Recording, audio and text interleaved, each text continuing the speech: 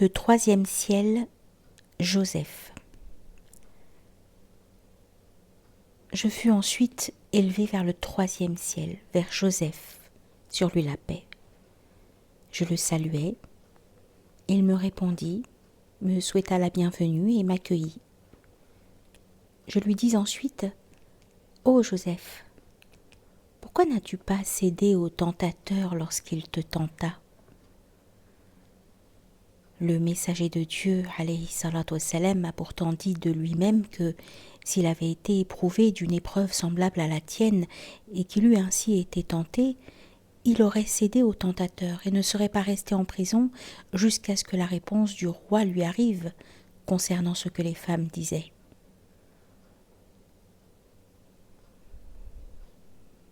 Entre goûter, dhawq, et supposer, il y a là la distance qu'il y a entre le ciel et la terre. L'écart est grand entre supposer une affaire et la goûter par soi-même. S'il lui avait été imputé, Dieu prie sur lui et lui accorde le salut, ce qui m'a été imputé, il l'aurait également cherché à véritablement établir son innocence par son absence. Une telle absence en effet aurait mieux prouvé son innocence que sa présence. Étant donné qu'il était miséricorde, il était du monde de l'ampleur. Or une prison est étroite. Étant venu pour des gens dont tel était l'état, il s'est hâté vers la délivrance. Cela n'était cependant qu'une supposition, et parler avec une supposition hypothétique, ce n'est pas comme parler avec quelqu'un qui goûte les choses. Ne vois-tu pas que le prophète, alayhi salatu wassalam, n'a évoqué cela que pour clairement m'attribuer la perfection, s'agissant de ce que j'ai supporté comme calomnie à mon sujet? Il a dit cela par éducation envers moi, du fait que temporellement j'étais son aîné. Il a de même dit d'Abraham, « Nous serions plus en droit qu'Abraham de douter au sujet de ce à propos de quoi il a douté. » Et de Lot, il a dit de même, « Que Dieu fasse miséricorde à mon frère Lot. Il se réfugiait auprès d'un appui solide. » Le vois-tu traiter Lot de menteur? À Dieu ne plaise. L'appui solide que Lot avait en vue, c'était la tribu, tandis que l'appui solide que le messager de Dieu, alayhi salatu wassalam, a évoqué, c'est Dieu. Voilà pour t'éveiller. Ne te comporte pas en ce dont tu n'as pas la gustation comme quelqu'un qui l'a. Ne dis donc pas « si moi j'avais été à la place d'un tel lorsqu'il lui fut dit ceci et qu'il dit cela, je ne l'aurais pas dit. » Non, par Dieu. Si au contraire t'avais atteint ce qu'il a atteint, tu aurais dit ce qu'il a dit, car l'état le plus fort a autorité sur l'état le plus faible. En Joseph, qui était le messager de Dieu, ont été réunis deux états, l'état de la prison et l'état consistant, pour lui, à avoir été calomnié. Le messager cherche à enraciner dans l'âme de celui à qui il est envoyé ce par quoi il acceptera l'invitation de son Seigneur, s'agissant de ce par quoi il l'invite vers lui. Or, ce qui avait été imputé à Joseph, tout un chacun le sait, n'est point le fait de quelqu'un qui, de la sorte, vient vers les gens avec l'invitation du Très-Haut. Il fallait par conséquent, immanquablement, qu'il cherchât à être innocent de cela à leurs yeux, afin qu'ils crussent en ce qu'il apportait d'auprès de son Seigneur. Il ne fut donc pas présent lui-même à ce conseil, afin que le soupçon ne pénétrât pas du fait de sa présence dans les âmes de ceux qui y assistaient. Il y a une grande différence entre ce qui se présenterait en pareil lieu et qui ne s'y présenterait pas. La femme ne trahit pas Joseph en son absence, l'innocentant et s'accusant elle-même de l'avoir tenté de ses charmes afin de faire savoir que Joseph n'avait pas trahi le puissant chez lui. Elle finit par ailleurs aussi savoir que Joseph était plus digne qu'elle d'être qualifié d'innocent. Elle ne s'innocenta donc pas, mais au contraire dit « L'âme est assurément instigatrice du mal ». Il relevait du caractère chevaleresque, foutoua, de Joseph sur lui la paix, qu'il séjourna en prison après que le roi l'avait invité chez lui. Et seul le messager de Dieu, alayhi salatu wassalam, a su la valeur de la chose, si bien qu'il a dit de lui-même, en hommage à Joseph, « J'aurais cédé au tentateur ». Je dis alors à Joseph, « La communauté apparaissant dans les informations de Dieu à ton propos lorsqu'il dit « Elle se préoccupa de lui et il se serait préoccupé d'elle » et qu'il ne définit pas quelques sujets, indique dans la langue une unicité de sens. Voilà pourquoi j'ai dit au roi par la langue de son messager de poser des questions au sujet des femmes et du fond de l'affaire. La femme en effet n'évoqua rien d'autre que le fait qu'elle l'avait tenté de ses charmes.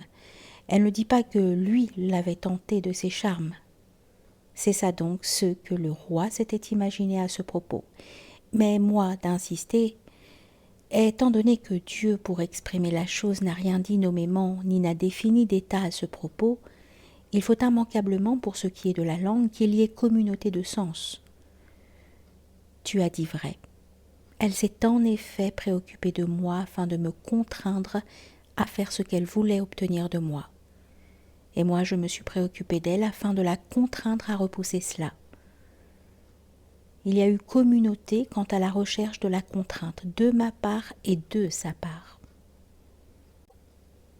Voilà pourquoi le Très-Haut a dit « Elle se préoccupa de lui, etc. » C'est-à-dire de la même manière qu'il se préoccupa d'elle, à savoir rien d'autre que la contrainte, s'agissant de ce que chacun voulait obtenir de son compagnon. La preuve de cela, ce sont les propos de la femme qui dit « Maintenant la vérité est parue au grand jour. C'est moi qui l'ai tenté de mes charmes. » Il n'est jamais mentionné dans la sourate qu'il l'avait tenté de ses charmes. Dieu lui a donc fait voir la manière de la convaincre, alors qu'il voulait la contraindre pour la repousser de lui s'agissant de ce qu'elle voulait obtenir de lui. La manière de convaincre que Joseph a vue, c'était de se défendre au moyen d'une parole douce, comme Dieu a dit à Moïse et à Aaron, « Dites-lui une parole douce », c'est-à-dire « Ne la maltraite pas et ne l'insulte pas ». C'est en effet une femme qui a de toute manière pour attribut d'être faible.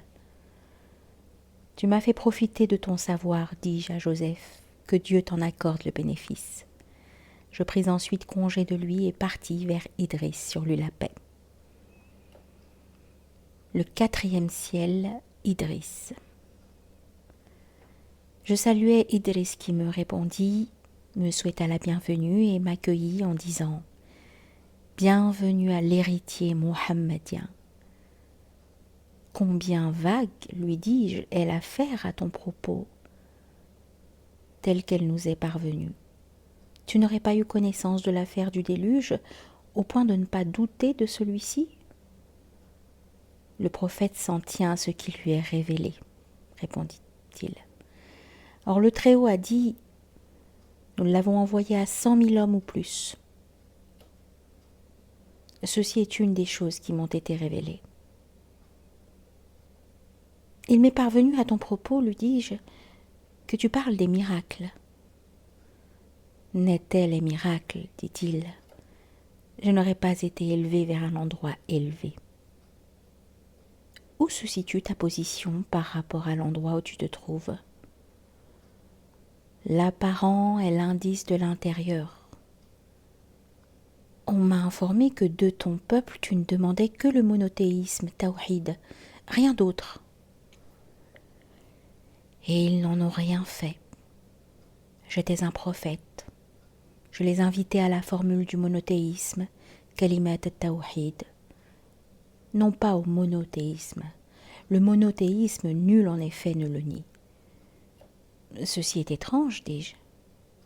Et puis, ô toi qui poses la norme, wadi' al-hukm, faire un effort de réflexion personnelle, ijtihad, à propos des questions secondaires, est chez nous légitime, et je suis, moi, la langue des ulama du temps. Cet effort, dit-il, est aussi légitime à propos des fondements. Dieu est trop majestueux pour imposer quoi que ce soit à une âme.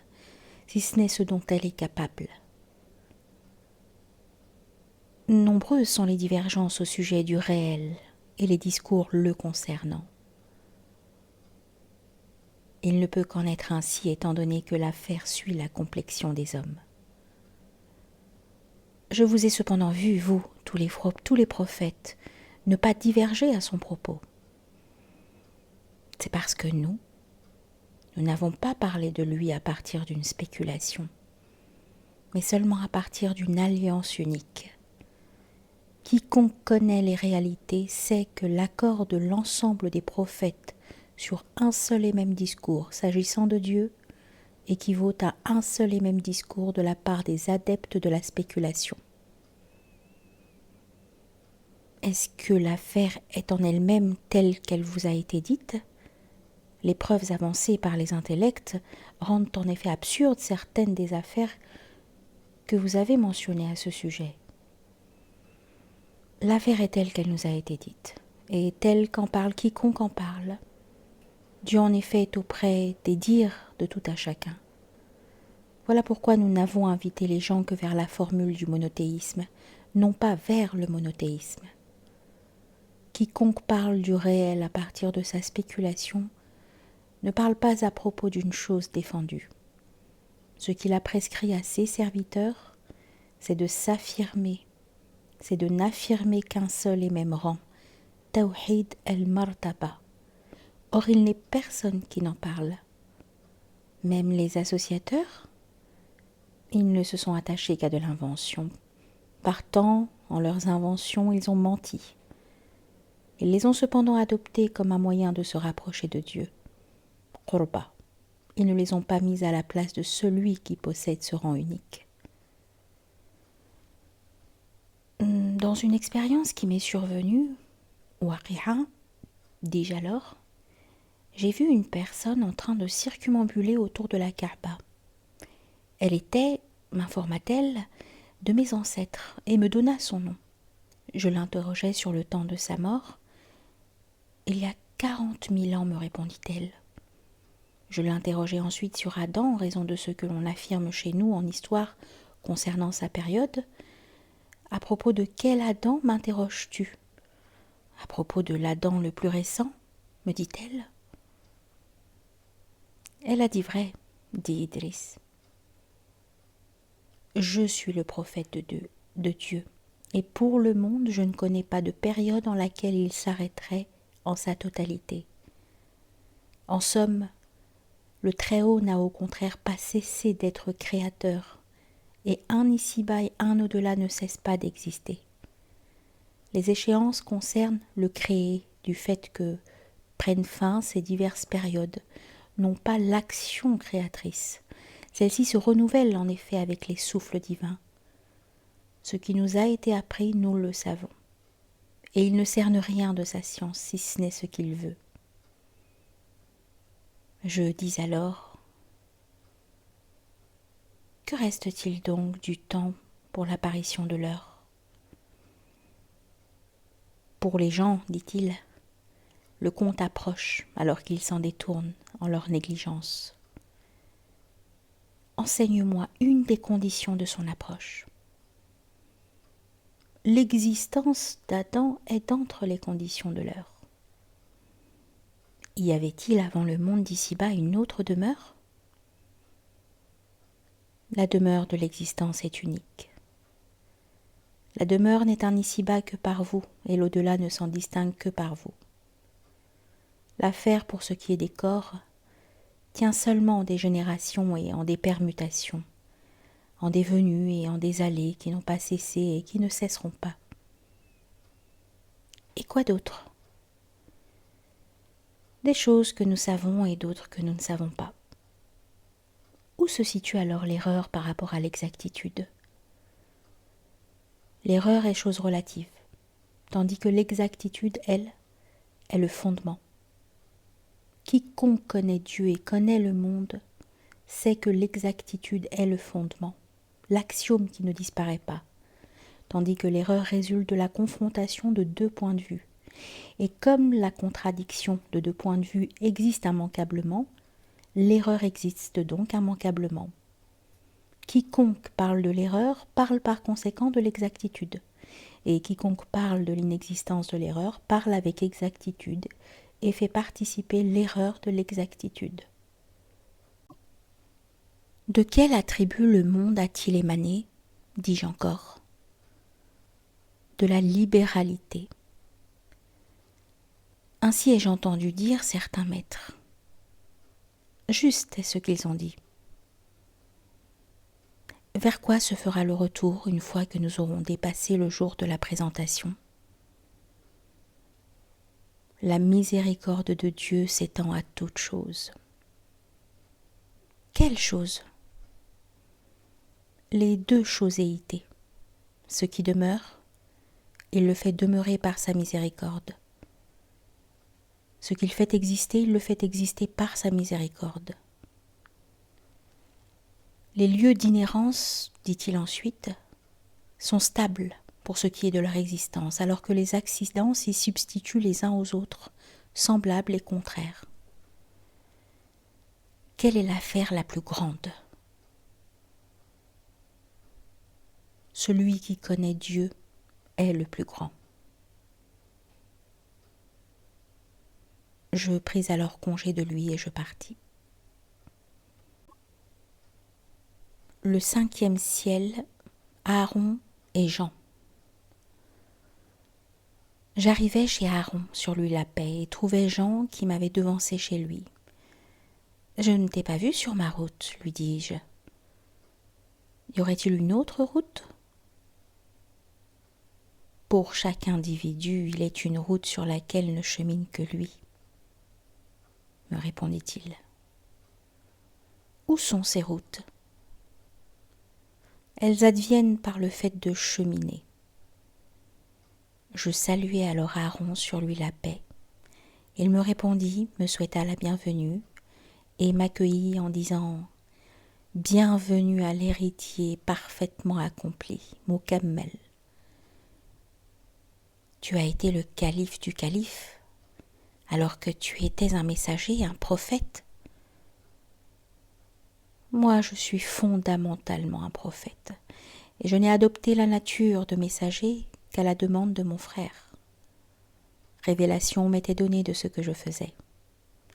Ô Aaron, des gens parmi ceux qui connaissent les choses, Arif, ont prétendu qu'en ce qui les concerne, l'existence s'anéantit. Ils ne voient donc plus que Dieu et pour eux, du monde, rien ne demeure par quoi s'intéresser à lui à côté de Dieu. Il ne fait aucun doute qu'il se trouve, pour ce qui est du rang, en dessous de vos semblables. Le réel nous a pourtant informé que tu avais dit à ton frère au moment de sa colère « Ne fais donc pas que les ennemis se réjouissent à mon propos. Tu leur as donc donné une certaine valeur, et un tel état contredit celui de ses connaisseurs. » Et ils ont dit vrai. Ils n'ont pas ajouté à ce que leur gustation leur avait donné. Regarde cependant, est-ce que du monde a disparu ce qui a disparu pour eux? Non. Leur déficience pour ce qui est de savoir comment les choses sont est donc à la mesure de ce qui leur a échappé. Pour eux, le monde s'est anéanti et leur déficience, s'agissant du réel, est à la mesure de ce qui leur a été voilé du monde. Le monde tout entier est en effet l'épiphanie même du réel, pour quiconque connaît le réel. Où allez-vous donc? Ceci n'est pour les mondes qu'un rappel de la manière dont les choses sont. La perfection n'est autre que le monde qu'il a créé, Kaoun. Celui à qui il échappe n'est pas parfait. Ô toi qui parles de l'extinction, Fana, va doucement, et dépit remplis la réserve. Ne te fie pas de l'éphémère, et ne vends pas le petit mouton chétif à crédit. Ne laisse pas ton âme suivre ses penchants, et ne mélange pas le réel à ce qui est vain. Le 6e ciel, Moïse. Je pris congé d'Aaron et arrivai chez Moïse sur lui la paix. Je le saluai, Il me répondit, me souhaita la bienvenue et m'accueillit. Je le remerciai pour ce qu'il avait fait à notre profit lors du dialogue qui s'était déroulé entre lui et notre prophète Mohammed alayhi salatu wassalam, et des retours de ce dernier vers le Très-Haut, chose rapportée dans le hadith de l'imposition des prières. Telle est l'utilité, me dit-il, de la science de la gustation. Le contact immédiat permet un état qui ne peut être saisi que grâce à lui. Tu n'as pas cessé de te démener au profit d'autrui, à tel point que pour toi, tout le bien est devenu vrai, lui dis-je. Il répondit, pour l'homme, se démener au profit d'autrui, c'est seulement et tout à la fois se démener pour lui-même. Cela y ajoute seulement les remerciements d'autrui. Celui qui remercie se rappelle en effet Dieu au moyen de celle des louanges, qui est la plus aimée de Dieu. Et pour celui qui se démène, il y a donc prononciation de ces louanges. Celui qui se démène se rappelle donc Dieu au moyen de sa langue et de celle d'autrui. Le Dieu très haut a dit à Moïse sur lui la paix, « Ô Moïse, rappelle-toi de moi au moyen d'une langue par laquelle tu ne m'as pas désobéi. » Il lui a ordonné de se rappeler de lui au moyen de la langue d'autrui et lui a ordonné la bienfaisance et la générosité. Dieu t'a élu, lui dis-je ensuite, de préférence aux gens pour recevoir son message et de sa parole. Et cependant, tu as demandé de voir. Le messager de Dieu, alayhi salatu wassalam, dit pourtant, aucun d'entre vous ne verra son Seigneur jusqu'à ce qu'il meure. Et ainsi en fut-il. Lorsque je lui demandai de voir, il me répondit et je m'effondrai foudroyé. Je le vis donc, lui, le Très-Haut, dans mon foudroiement. Mort ? Mort. Le messager de Dieu, alayhi salatu wassalam, a pourtant eu des doutes à propos de ton affaire lorsqu'il te trouva le jour de la résurrection et ne sut pas si tu avais été rétribué par ton foudroiement sur la montagne de manière à ne pas être foudroyé lors du soufflement dans la trompe, le soufflement dans la trompe ne concernant pas tout le monde. Tu as dit vrai, il en fut ainsi.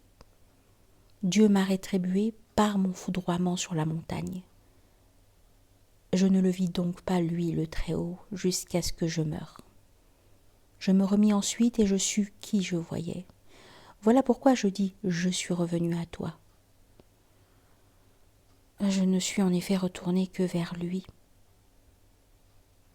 Toi, tu fais partie du groupe de ceux qui sont savants de Dieu. Qu'était donc pour toi la vision de Dieu quand tu la lui as demandée ? Elle était nécessaire, d'une nécessité intellectuelle. Que reçus-tu donc en propre à l'exclusion d'autrui ? Je le voyais, mais ne savais pas que c'était lui. Lorsque ma demeure fut différente et que je le vis, je sus qui je voyais. Quand je me remis, je ne fus plus voilée, et sa vision m'accompagna à tout jamais. Ceci est la différence entre nous et ceux qui sont voilés à leur science de ce qu'ils voient.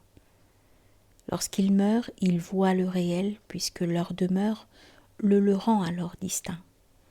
Si donc ils revenaient ici-bas, ils diraient quelque chose de semblable à ce que nous avons dit. Mais si la mort était la demeure de sa vision, chaque défunt le verrait.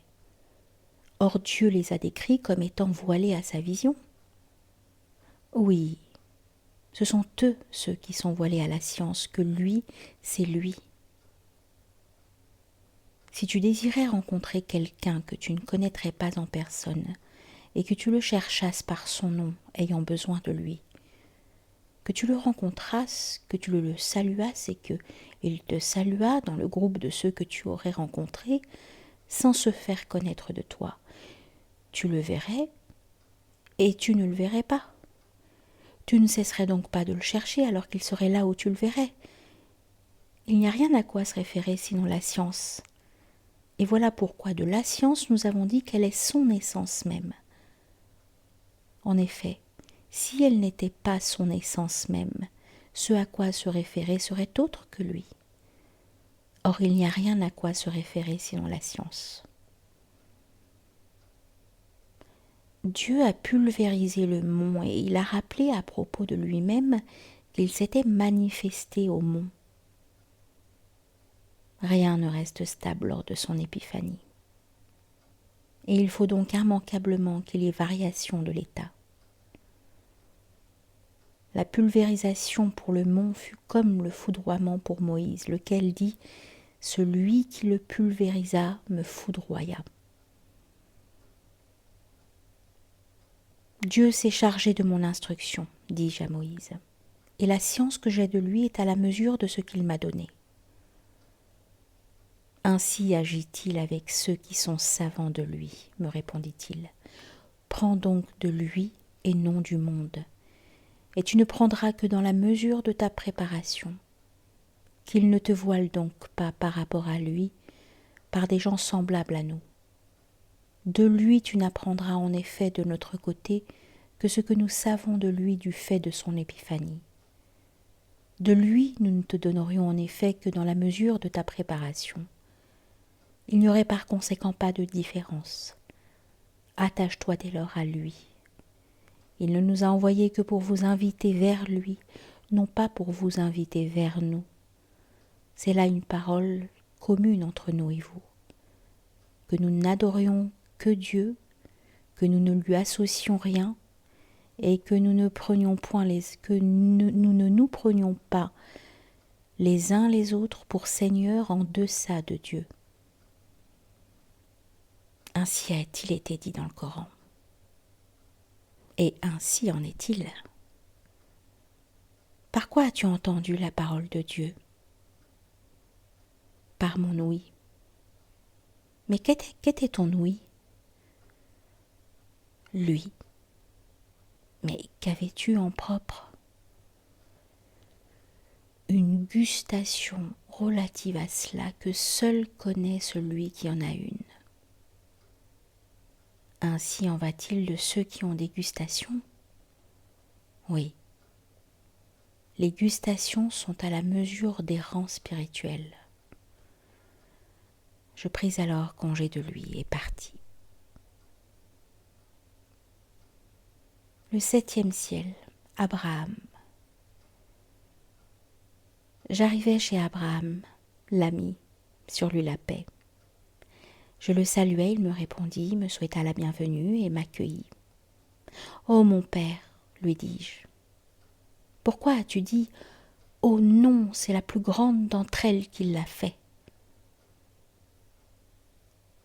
Parce qu'ils attribuaient la grandeur du réel à leur divinité qu'ils avaient adoptée, répondit-il. Et que désignais-tu en disant « Voilà, hada » Toi, tu le sais. Je sais que c'est un démonstratif d'attaque et que l'information qui s'y rapporte était l'idée. En apporte la preuve le fait que tu as dit « Oh non, c'est la plus grande d'entre elles qui l'a fait. Voilà, demandez-leur donc, afin de produire l'argument contre elle à partir d'elle. » Tu n'as rien ajouté à ce qu'il en a été. Qu'en est-il des paroles relatives aux 3 luminaires? As-tu parlé par croyance? Non. C'était au contraire par un souci d'enseigner afin de produire l'argument contre le peuple. Ne vois-tu pas ce que le réel a dit à ce propos? Voilà notre argument, nous l'avons donné à Abraham contre son peuple. La croyance du peuple à propos de la divinité n'était pas que c'était Nemrod, fils de Canaan. Ces luminaires n'étaient pas leur divinité et Nemrod n'était pas non plus chez eux une divinité pour eux. En leur adoration, ils se référaient seulement à ce qu'ils avaient sculpté comme divinité, non pas à lui. Voilà pourquoi lorsqu'Abraham dit « Mon Seigneur est celui qui fait vivre et qui fait mourir », Nemrod ne se risqua pas à rapporter à leur divinité qu'ils avaient institué pour eux le pouvoir de faire vivre et de faire mourir, afin de ne pas être exposés au scandale. C'est moi, dit-il donc, qui fais vivre et qui fais mourir. Il référa à lui-même en dépouillant de ce pouvoir à leurs yeux leur divinité, afin que l'assistance ne fût pas ébranlée. Mais quand Abraham sut que les entendements de l'assistance seraient incapables de comprendre ce qu'il apportait comme message, s'il passait au détail et que le conseil se prolongeât, il référa à ce qui était le plus proche de leurs entendements. Il mentionna que Dieu fait venir le soleil de l'Orient et lui demanda de le faire venir de l'Occident. Celui qui mécroyait resta alors confondu. De la part de Dieu, dis-je, c'était faire merveille que Nemrod ait été confondu au sujet de quelque chose à propos de quoi il aurait pu dire une chose, fût-ce une chose corrompue, étant donné que, s'il l'avait dite, il lui aurait été dit « Le soleil se levait de l'Orient alors que tu n'étais pas ».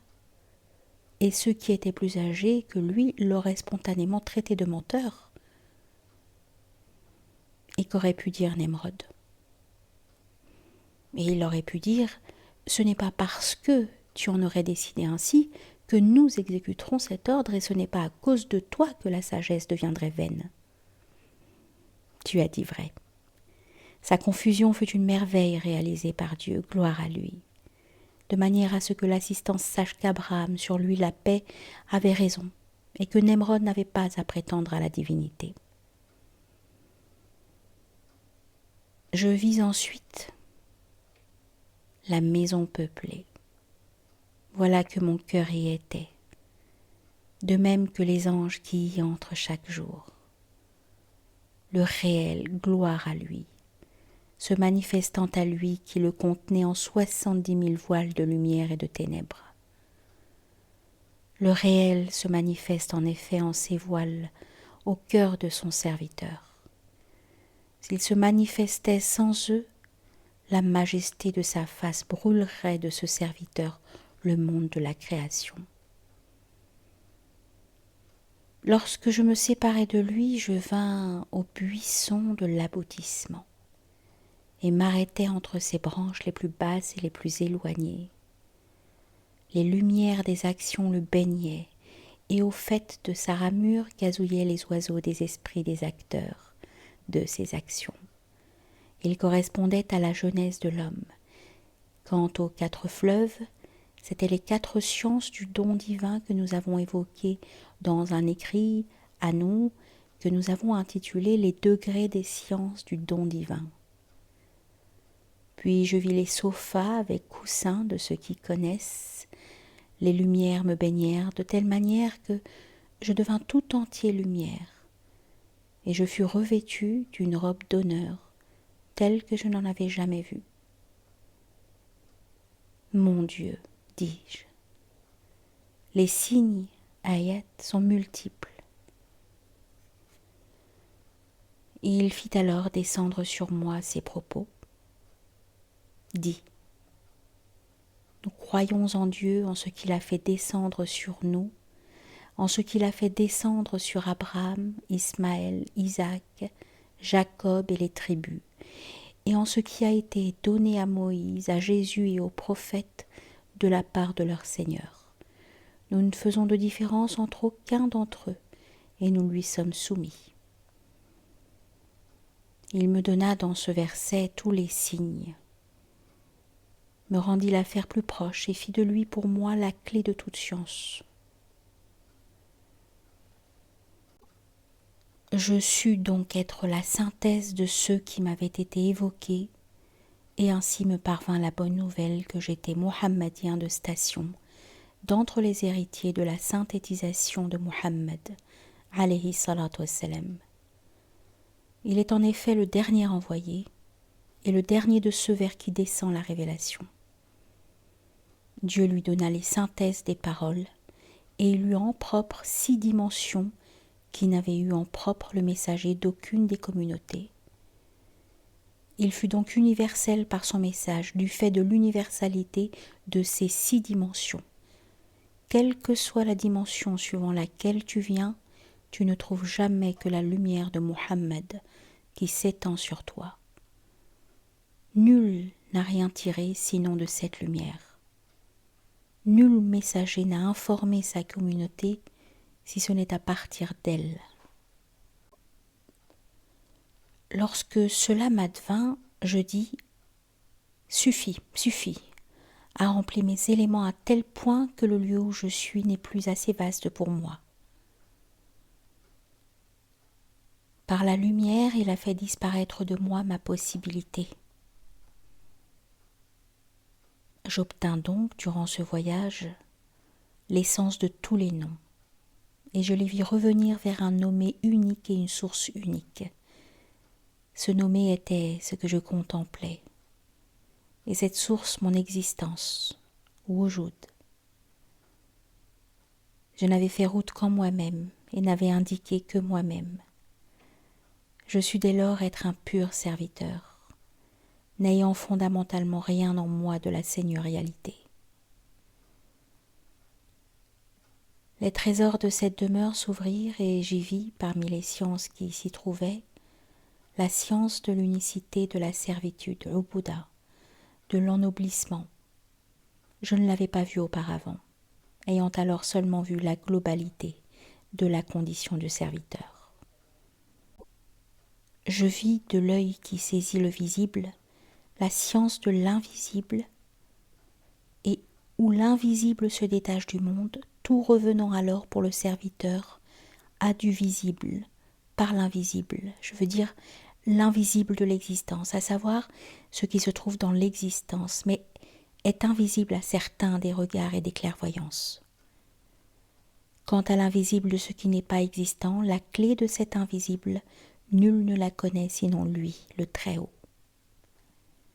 J'y vis la science de la proximité et de la lointaineté, de qui et par rapport à qui. J'y vis la science des trésors du surcroît des sciences, leur descente sur les cœurs de ceux qui connaissent, par qui ils prennent réalité, qui les divise entre les cœurs et qui en descend suite à une demande et sans demande. Lorsque l'homme demande un surcroît de science, qu'il le demande comme le Dieu Très-Haut a ordonné à son prophète de le demander lorsqu'il a dit « Dis, mon Seigneur, fais-moi croître en science ». Il a utilisé l'indéterminé et n'a pas défini. Il a donc été général et pourtant toute science descendant sur lui rentre sous cette demande. Assurément, la descente d'une science faisant suite à une demande procure un plus grand plaisir que la descente ne faisant suite à aucune demande. En la première, il y a en effet la saisie du désir, l'humilité de l'indigence et le don, à la seigneurialité et à la servitude de ce qui leur est dû. Le serviteur a reçu l'ordre de donner à toute chose ce qui lui est dû, de même que Dieu a donné à toute chose sa nature créée. Dans la science descendant suite à la demande, il y a une dignité dont nul ne mesure l'importance sinon Dieu. Je vis la science de la restriction des signes à l'ouïe et à la vue. Il y a en effet soit vision, soit information à entendre.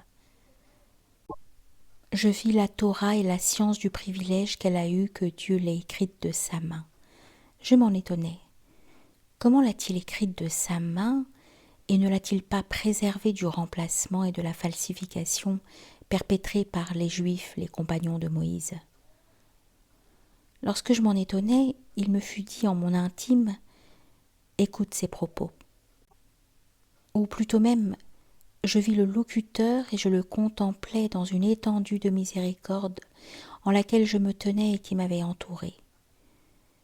Il me dit « Plus étonnant encore que cela est le fait qu'il a créé Adam de ses deux mains et qu'il ne l'a préservé ni de la désobéissance ni de l'oubli. Or où se situe le rang de la main par rapport aux deux mains? De ceci sois étonné. Les deux mains de Dieu ne s'étaient dirigées que sur sa glaise et sur sa nature. Or la tentation ne vint à lui que du point de vue de sa nature. Satan le tenta en effet qui avait été créé d'une partie de ce à partir de quoi Adam fut créé. Celui-ci n'a donc oublié et n'a accueilli la tentation qu'à partir de sa nature, alors que sur sa nature s'étaient dirigées les deux mains de Dieu. En outre, il ne l'a pas préservé non plus de ce qu'il portait en sa glaise comme individu désobéissant parmi ses descendants. Ne sois donc pas étonné que les Juifs aient changé la Torah. Assurément, la Torah n'a pas changé en elle-même. Ce sont seulement son écriture et sa prononciation, par eux, que le changement a affecté, pareille chose ayant alors été rapportée à la parole de Dieu. Il la falsifie, a-t-il dit, après l'avoir intelligée pourtant, et alors qu'ils savent. La parole de Dieu était intelligée par eux, mais ils en ont continuellement donné une interprétation contraire à ceux qui s'en trouvaient dans leur poitrine, chez eux, ainsi qu'en leurs livres, descendus sur eux. Ils n'ont commis de falsification qu'au moment de transcrire l'original, laissant l'original demeurer tel quel qu'il était, afin que la science demeurât en leur possession et en celle de leurs savants. Adam, bien que créé de ses deux mains, a désobéi de lui-même et n'a pas été préservé comme l'a été la parole de Dieu. Voilà qui est plus étonnant. La parole de Dieu n'a été préservée que parce qu'elle est norme, hukm. Or la norme est à préserver, et le siège est en ceux qui en sont savants. Auprès de ceux-ci, la parole de Dieu n'est pas falsifiée, mais il la falsifie pour leurs suivants. Adam, lui, n'était pas la norme de Dieu, et par conséquent, il ne lui fallait pas nécessairement en lui-même être préservé de la faute, alors qu'il lui fallait nécessairement en être préservé, en ce que de la norme il transmettait de la part de son Seigneur, étant donné qu'il était un messager, lui et l'ensemble des messagers. Voilà une noble science. Ce que Dieu, dans le savant, rend guidance, il ne se peut pas que cela redevienne cécité. Il y a en effet évidence pour celui à qui il l'a fait arriver, et n'est caractérisé par la cécité que celui à qui, de la part de son Seigneur, la guidance n'est pas encore arrivée. Celui à qui on dit « ceci est une guidance », on ne dira pas qu'elle lui est arrivée jusqu'à ce qu'il soit lui celui sur qui Dieu aura fait descendre la guidance et à qui la science de la chose sera advenue. Ceci n'étant plus jamais cécité pour lui.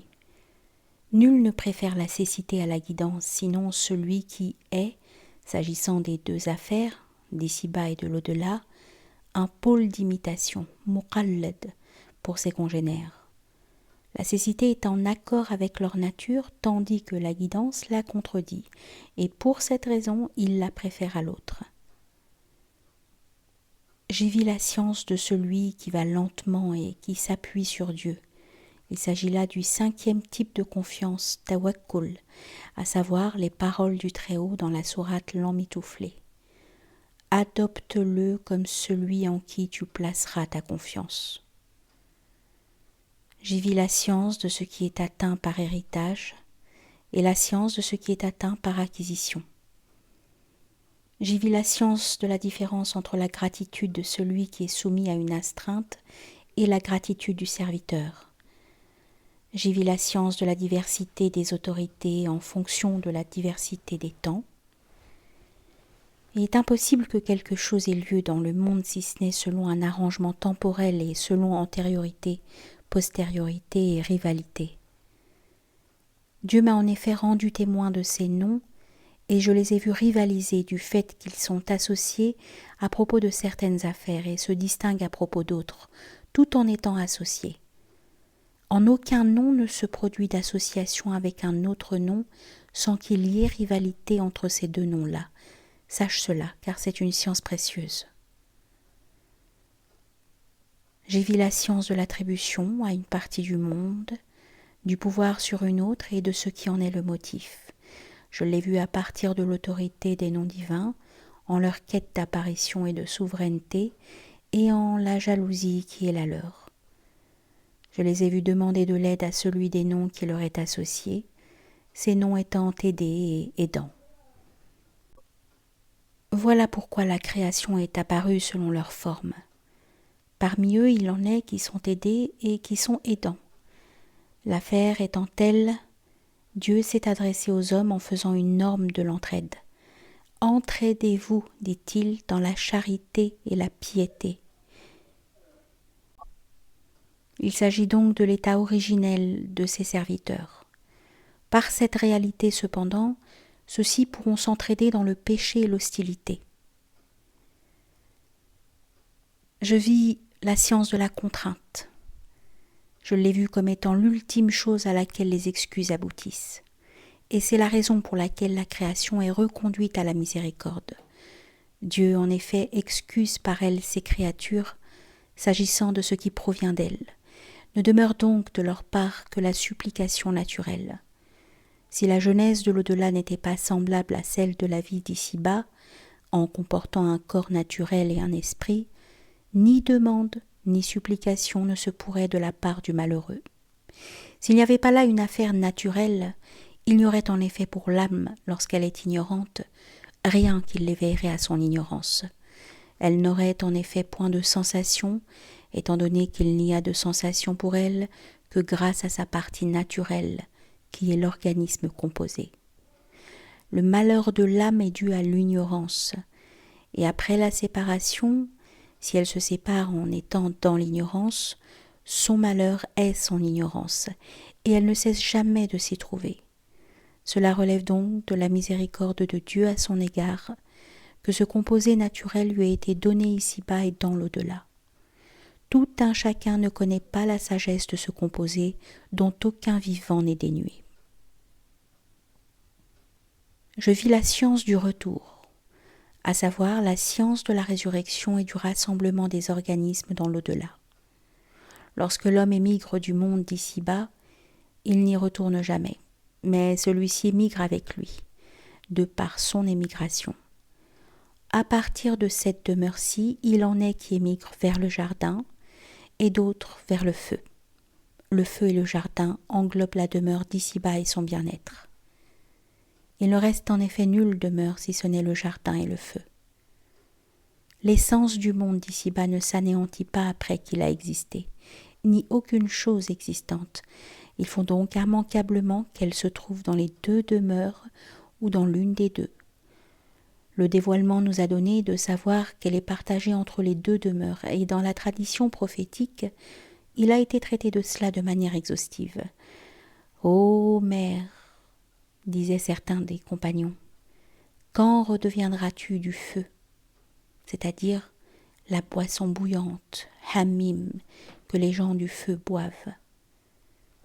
Concernant les 4 fleuves, le prophète alayhi salatu wassalam a par ailleurs dit qu'ils proviennent du jardin, et il a mentionné le Saros, le Piram, le Nil et l'Euphrate, en disant « Entre ma tombe et mon minbar, il y a un des jardins du jardin ».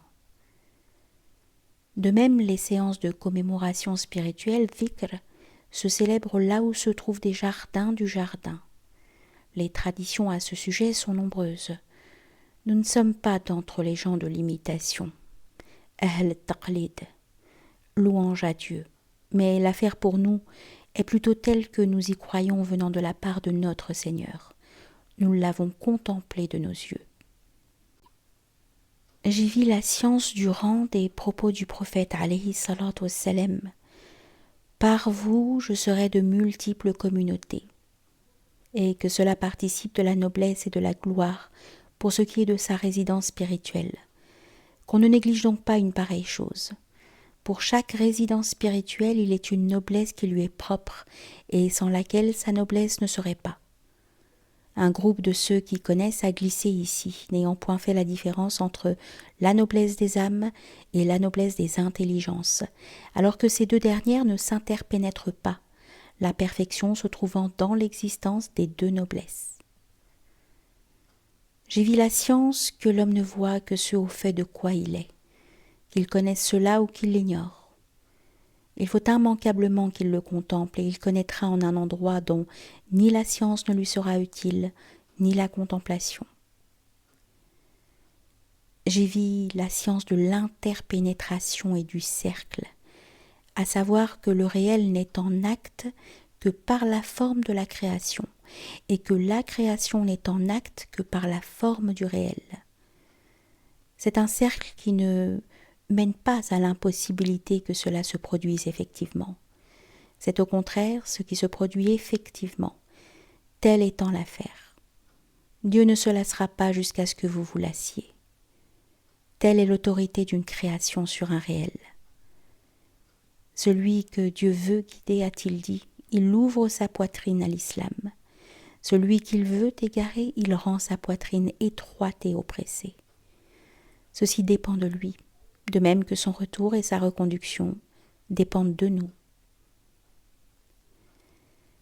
J'évis la science du lieu de descente du Coran dans le monde, à qui il est venu, par quoi il est venu, et vers où il retourne. J'évis la science du travestissement et que le fondement en est la précipitation de l'homme. S'il allait lentement, réfléchissait et était clairvoyant, aucune affaire ne se travestirait pour lui. Peu cependant font cela. J'évis la science de la nuit et sa définition, de la journée et sa définition, du temps et sa définition, du jour et sa définition, de l'évum et sa définition, de l'instant et sa définition, du délai et sa définition. J'ai vu la science du détail et en quoi il apparaît. J'ai vu la science de ce qui, de la norme hukm de Dieu, que la loi sharh détaille, incombe à l'homme, ce dernier ayant à ne pas s'en détacher. J'ai vu la science de la correspondance des deux copies et que l'homme est en lui-même le livre de son Seigneur. J'ai vu la science de la raison, de la nécessité du tourment dans l'au-delà qui est limpide. La science absconse concerne seulement l'existence de la raison du tourment, d'ici-bas, surtout en ce qui concerne l'enfant nourrisson. C'est que pour l'enfant nourrisson et pour l'ensemble des animaux, par le biais d'un messager provenant d'eux, il y a en leur essence une astreinte divine, dont ils n'ont pas conscience. Lorsque le petit grandit et est soumis à une astreinte, il n'a pas conscience et il ne se souvient pas d'avoir été soumis à une astreinte quand il était petit, étant donné ce qu'il subit comme douleur, lui et les animaux. Le Très-Haut ne tourmente point a priori, mais il tourmente à titre de rétribution. La miséricorde, en effet, s'agissant du tourment, n'exige rien sinon la rétribution en vue de la purification. S'il n'y avait pas purification, le tourment n'aurait pas lieu.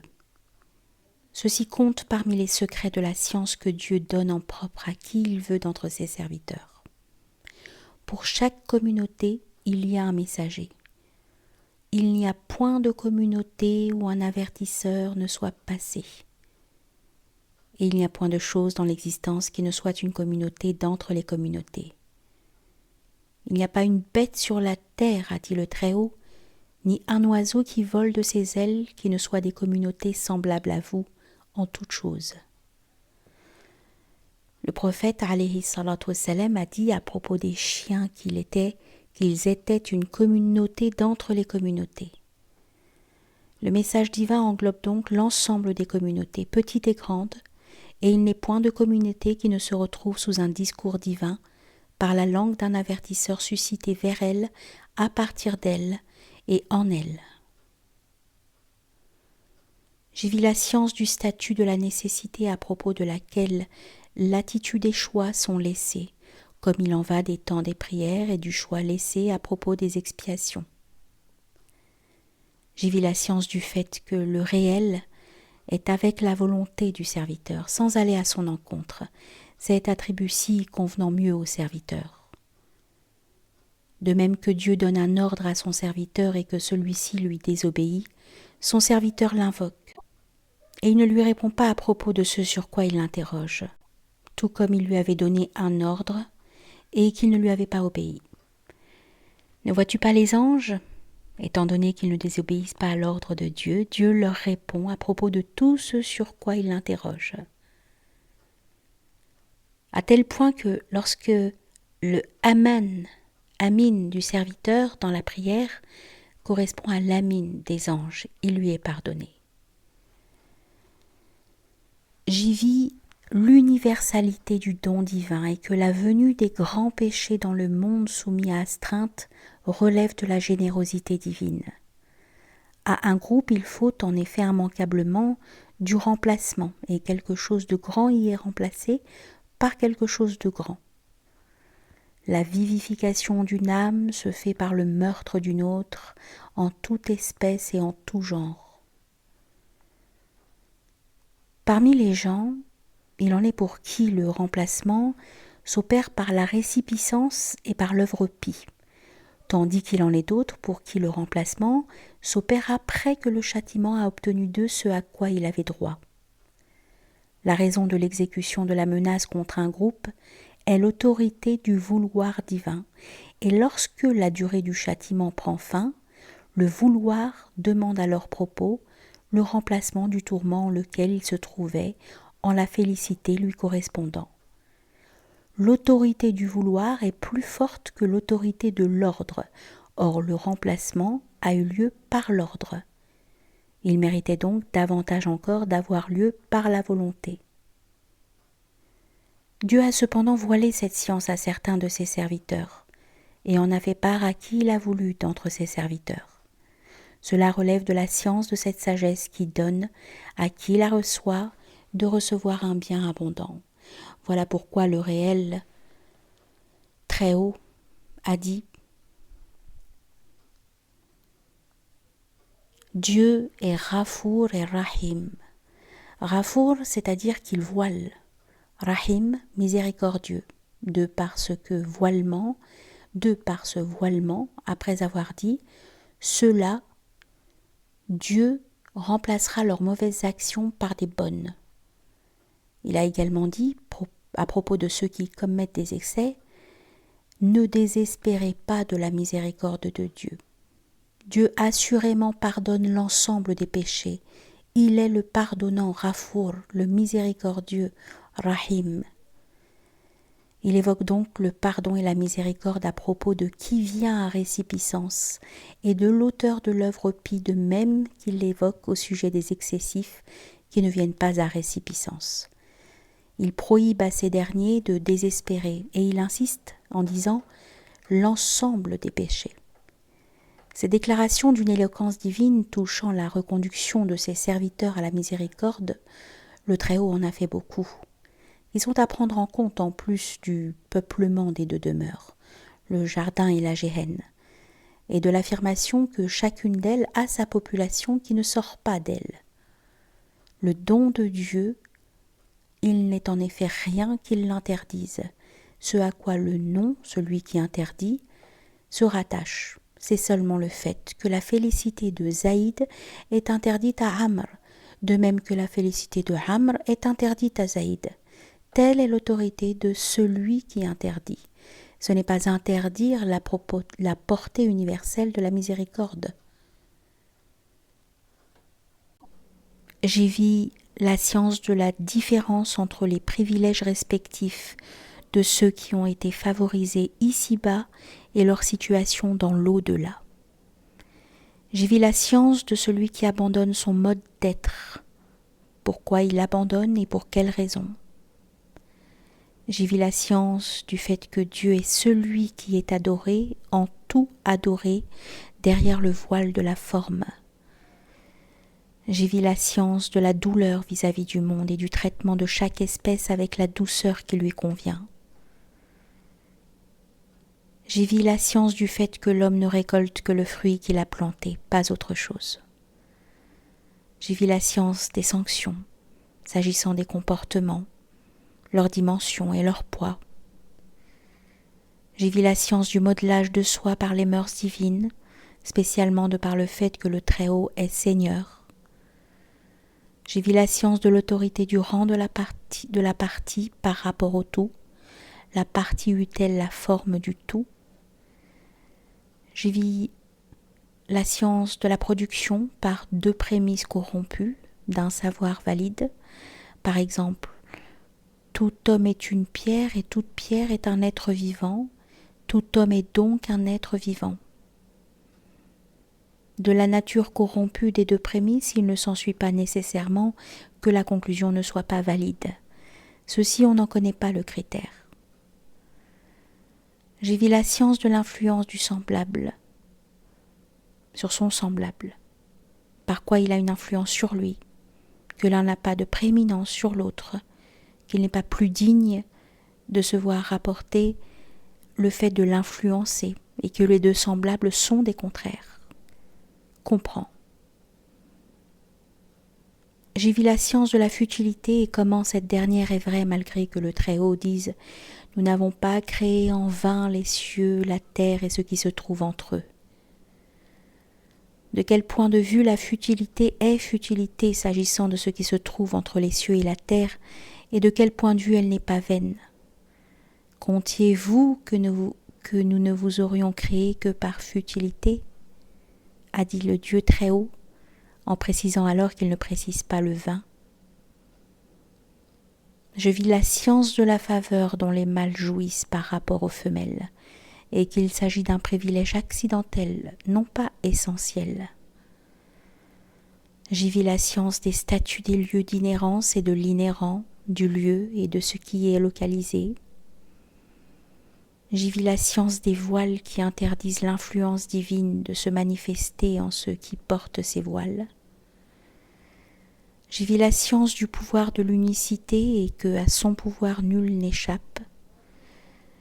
Une épiphanie, y vis-je aussi, est-elle vraie à son propos ou pas? Que veut dire celui qui parle d'épiphanie à son sujet? L'unicité de l'un ou l'unicité de l'ensemble?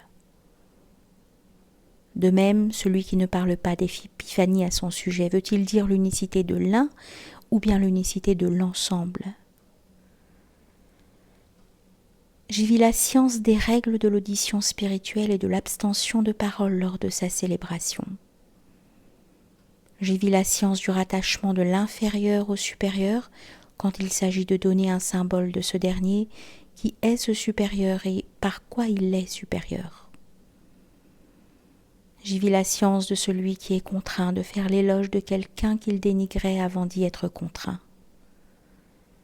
J'y vis la science de la raison, de l'interdit qui interdit à l'individu intelligent de s'engager dans la voie la plus dure et d'adopter ce qu'il vaudrait mieux adopter, ce qui serait plus digne d'adopter.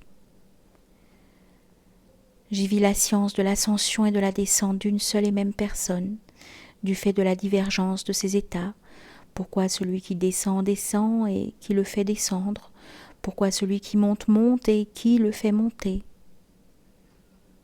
J'y vis la science des états des gens dans l'entre-deux, le barzakh, et que les données traditionnelles le concernant se rencontrent. La rencontre est-elle générale ou bien particulière? La généralité et la particularité concernent-elles le temps ou les personnes? J'y vis la science de la nature, de l'intérêt des versets qui ne contribuent pas à l'inimitabilité du Coran et à quoi ils contribuent. J'y vis la science de la nature de la raison pour laquelle celui qui est faible de tous les points de vue se risque contre celui qui est puissant de tous les points de vue, alors qu'il sait que ce dernier est capable de le détruire. J'y vis la science de l'obéissance d'Iblis à son Seigneur en toutes choses, sauf pour ce qui fut de se prosterner devant Adam et de ce qui a été évoqué à propos d'Adam, à savoir qu'il désobéit à l'interdiction de Dieu, alors qu'il a été dit d'Iblis, il refusa, et qu'il n'a pas été dit de lui qu'il avait désobéi à l'ordre de Dieu.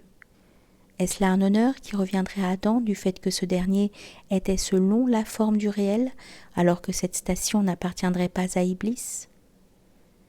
Dieu a mentionné à propos d'Adam qu'il avait désobéi à son Seigneur.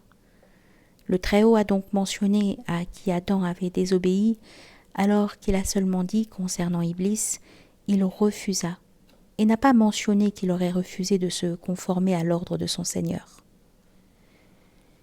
Il a été dit dans un autre verset, il ne fut pas d'entre ceux qui se prosternèrent. Dans un autre verset encore, il a été dit, il s'enorgueillit. Dans un autre verset, Iblis a dit, est-ce que je me prosternerai devant quelqu'un que tu as créé de glaise? Et dans un autre verset, il a enfin été dit, il refusa d'être d'entre ceux qui se prosternèrent. Examine ce que le réel t'apprend dans ces versets et ce qui se trouve comme secret en leur pli. J'y vis la science de l'auto-illusion. J'y vis la science de celui qui a favorisé Adam parmi les créatures, et que la faveur qui lui a été accordée n'est pas universelle. Telle est l'information que le messager de Dieu, alayhi salatu wassalam, m'a donnée en un événement que j'ai vu. Telle est également l'information que l'ami Abraham, sur lui la paix, donna à notre cheikh Abou Madian, à savoir que la faveur accordée à Adam n'est pas universelle.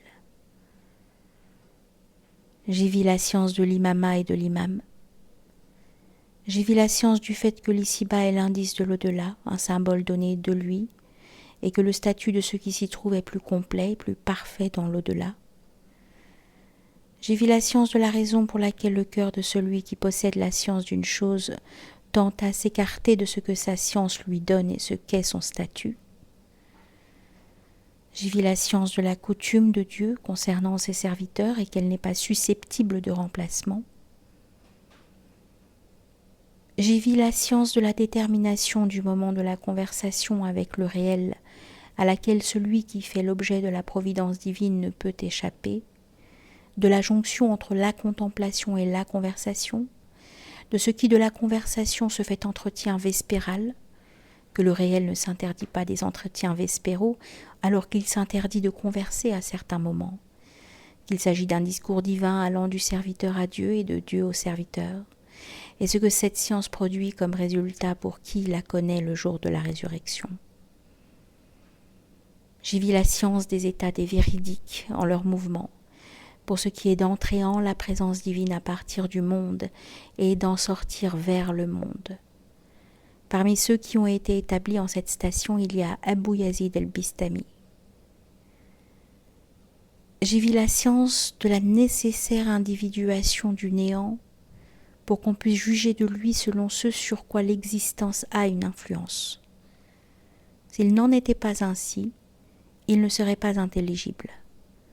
Sa forme est la forme de l'épiphanie du réel.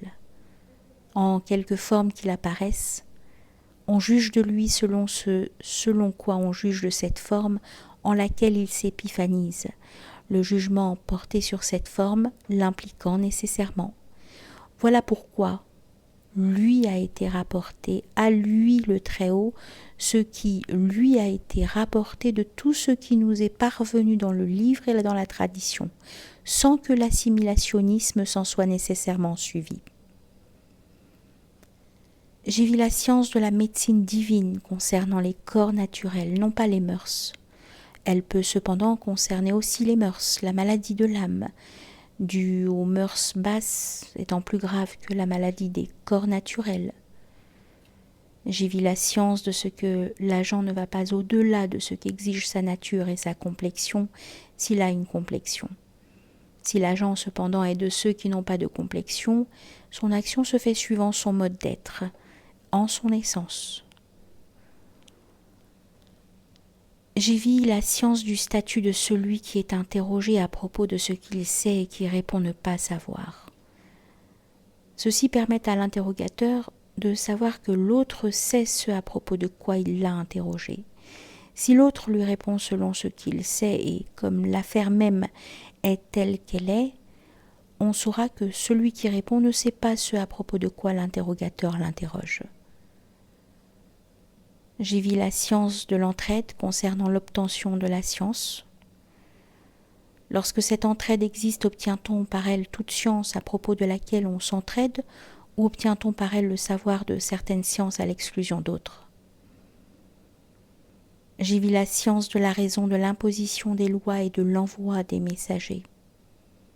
J'y vis la science du jugement porté sur les messagers. Quelle en est la raison? Est-ce louable ou blâmable, ou ni louable et ni blâmable, ou encore louable en un lieu et blâmable en un autre? J'y vis la science de ce qui interdit la production effective des possibles en une seule fois. Je veux dire la production de ce qui d'entre eux se produit effectivement. Une telle production est-elle possible ou pas? À propos de quoi est-elle possible et à propos de quoi ne l'est-elle pas? Ce à propos de quoi elle est possible a-t-il eu lieu ou pas? Partant, n'y a-t-il qu'une substance ou un accident, objet de prédication et prédicable, subsistant par lui-même et non subsistant par lui-même, le corps et d'autres choses encore entrant en cette division. Le corps est-il un ensemble d'accidents et d'attributs, et la substance de même, ou bien n'en est-il pas ainsi? J'y vis la science du rang du neuf parmi les nombres. J'y vis la science de l'antagonisme des deux adversaires. Ce qui les a tous deux conduits à controverser était-il une affaire relative à l'existence ou relative au néant? J'y vis la science du réel dont toute chose est créée. J'y vis la science de l'énonciation par l'ensemble des noms, du seul et même nom parmi les noms, ainsi que l'a pensé l'auteur du déchaussement des deux sandales, Khal al-Na'layn, Aboul Qasim ibn Qasi, que Dieu lui fasse miséricorde dans ce livre. J'y vis la science des rangs des actions louables et de leurs aboutissants. Et Dieu dit le réel, c'est lui qui guide sur la voie.